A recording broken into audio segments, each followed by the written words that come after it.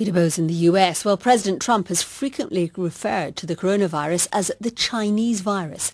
Now the US state of Missouri is suing the government in Beijing over its handling of the infection, alleging it did little to stop it spreading. In the lawsuit, the Missouri Attorney General Eric Schmidt says Missouri residents have suffered possibly tens of billions of dollars in economic damages.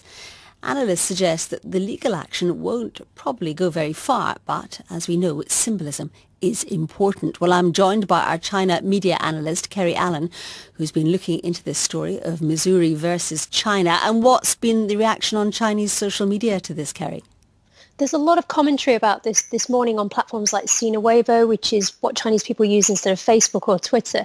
And people are broadly either laughing about this or they're actually saying that China needs to retaliate and goes further. So just reading down some of the comments on Sina Weibo, some of the things I'm seeing are, jokes about the laws of the US. One comment here, let them entertain themselves. So many people are talking about this with laughter. But then there are also some really strong comments like, who do they think they are? And some people are saying that they're asking whether China can sue the US in retaliation for things like its role in the Iraq war. So very either hostile comments or jokes about the US state feeling it can do this. I suppose it plays into, doesn't it, the difficult relationship between the US and China, which do you think it's reached a new low?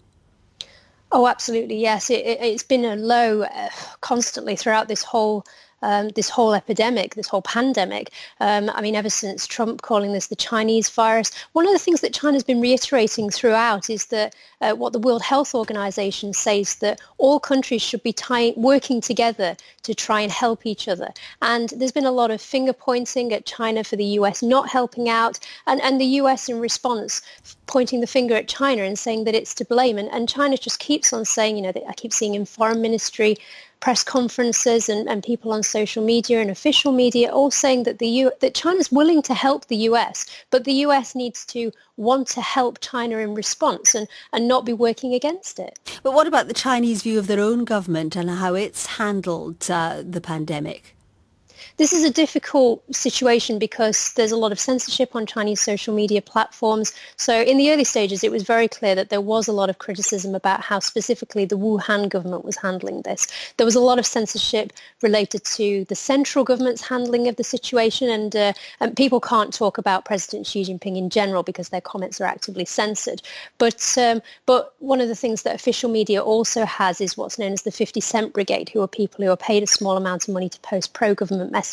So there's been a lot of messages praising the government that might not have necessarily been left by genuine social media users, and these have drowned out any criticism online. Kerry Allen, you're listening to the BBC World Service, and Jerry has the headlines this hour.